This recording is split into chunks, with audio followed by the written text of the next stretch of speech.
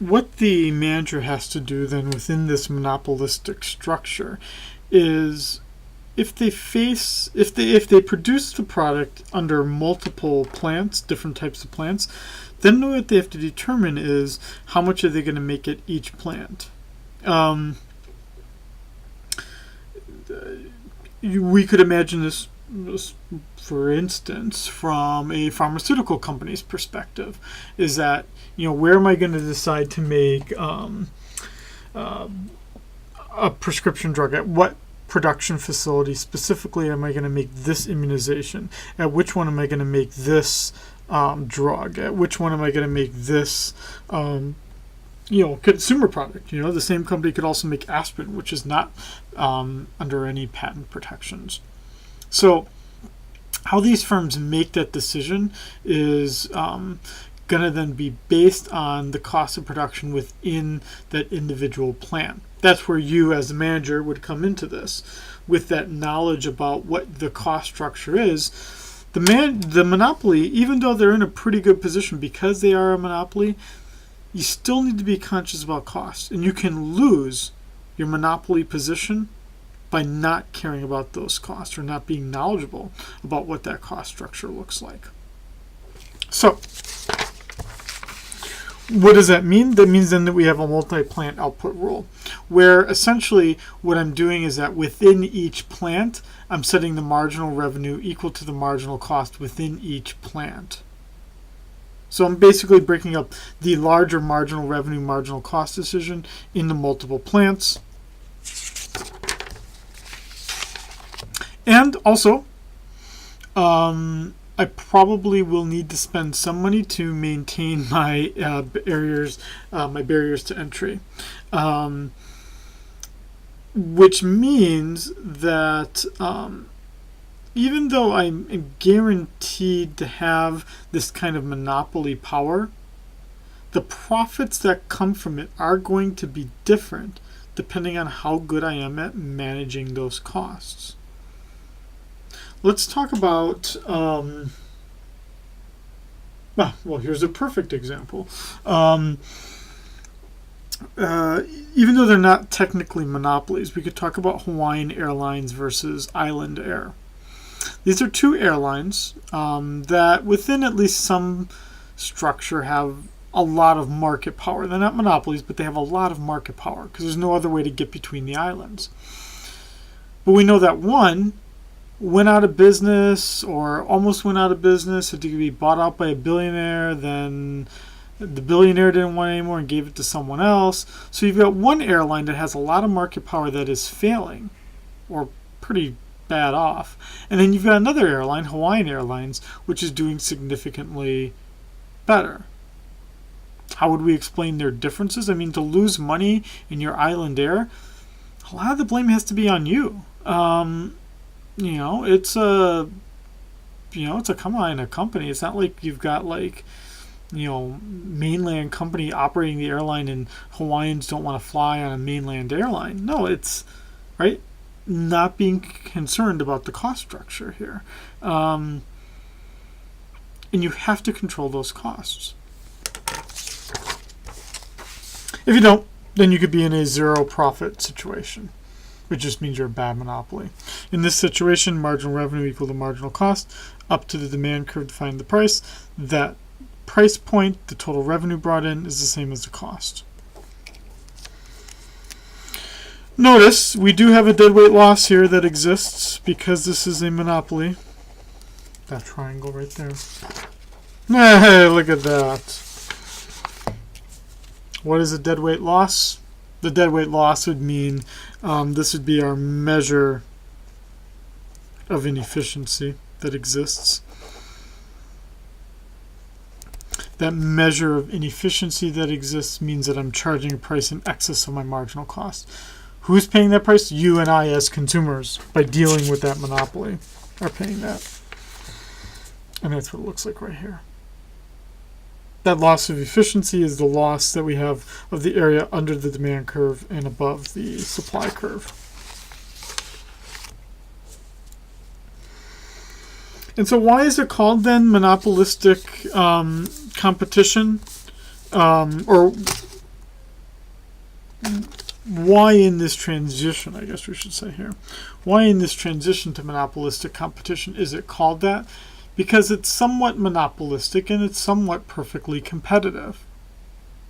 It's somewhat monopolistic because each of them are selling a differentiated product. But it's somewhat competitive because there are lots of buyers and sellers, and there is free entry and exit. So what that means is that the firms do have some market power, just not that much. If anything, if we want to understand a lot of kind of common consumer products, cereal, electronics, a lot of these are monopolistically competitive. I mean, I don't know how many commercials I need to see for different kinds of TVs with all different kinds of technology, but there's not a lot of competition there, and they all do basically the same thing. Now, this is really cool if you are a firm that's doing advertising, because this is where all the advertising occurs. I mean, yeah, there's a commercial for Hawaiian Electric, but it's more like that woman that's like talking about preparing people for like hurricanes. Like, yeah, it's important, but it's like a public service thing. It's not like they have to advertise people to use more electric. But I see an awful lot of commercials about banks. That's what this is right here, right? The fact that I bank at, in my case, I bank at University of Hawaii Federal Credit Union. That's a very different bank than Bank of Hawaii. What does that mean for me as a consumer, right? I get the convenience of having the bank on campus, but I don't get as many ATMs to use and other things like that. Okay, so right now we've got a difference in the product. A difference in the product that I have to communicate to others through advertising. So if you like advertising, this is the kind of industry that you're going to want to get involved in.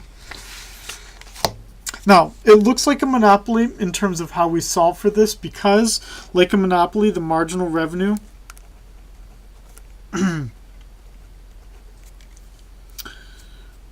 I guess I should keep it more general here. We can just say that the marginal revenue is not equal to the price. Most of the time it is less than the price, but I wanted to make it more general and just say they're not equal to each other. So the marginal revenue curve is steeper. It's not twice as steep, but it is steeper. I set my MR equal to my MC. I go up to the demand curve to find the price. So my output decision,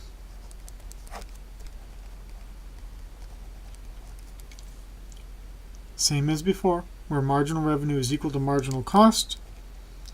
Pricing decision. Here I'm going up to my demand curve.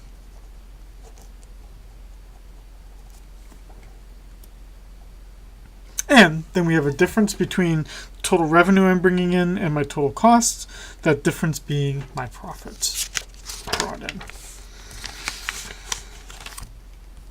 Nothing different than we've seen before. It's just that in solving for this, I'm setting to maximize my profit, I'm setting the slope of the two functions equal to each other, my marginal revenue equal to my marginal cost. But these firms, in the short run, are going to be able to earn money or lose money. And it's going to cause then either entry or exit into the market, driving the price until the firms make no money. Seeing entry here, which shifts the demand curve, and then also has to cause a parallel shift in the marginal revenue curve.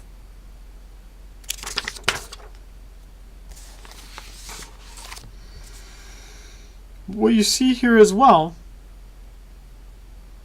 right? The free entry, free exit, that was a lot like the perfectly competitive firm.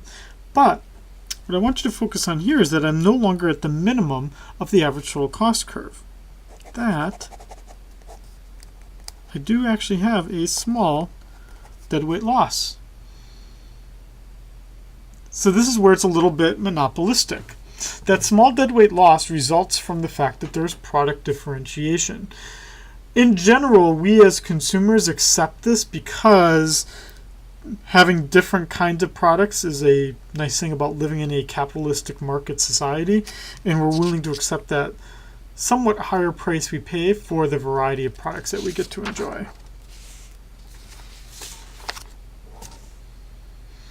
And so then these firms are charging prices that are greater than the marginal costs. They are charging prices that are higher than the minimum of the average total costs, which means that there is a deadweight loss. That deadweight loss, to keep it, if you're a firm, because you want it to be there because that means you're making a little more money generally, is that you need to advertise a lot. I need to inform the customer that my product is better or that my competitor's product is worse. I can either do it comparatively again, or I can do niche kind of marketing, where I have to decide for my particular consumer base what prices I should charge. I guess the other decision that a manager would need to then make then is how much do I spend on it. It's going to be different depending on the industry. Different industries feel like they have to advertise much more. Like I just said, banking, for instance, advertises quite a bit. They're not exactly monopolistically competitive, but they're pretty close. Whereas, trying to think of an industry that really, well, that's a little bit of an example. I was just thinking of, I just had to rent something from U-Haul, and it was at a storage unit place, and I was thinking, I've only seen one storage unit commercial in all of Hawaii, right? Hawaii Self-Storage, because it's got that great song. But that's the only one I know of. And it worked because that's where I went then to get my stuff. But there's lots of other places on the island where you can store stuff, but I don't see any commercials for them. So obviously it's going to depend on the type of industry you have. But I wouldn't be a good economist if I didn't also say that there's an equation that then tries to match how much I spend on advertising to the benefits and costs of doing so, and how advertising, how much I think that translates into additional sales versus the costs of running those kinds of ads. Okay, I think we're going to do just one more chapter, and we're going to do just one chapter on oligopoly. I'm trying to decide right now if it's going to be chapter 9 or chapter 10, but it'll be one of the two.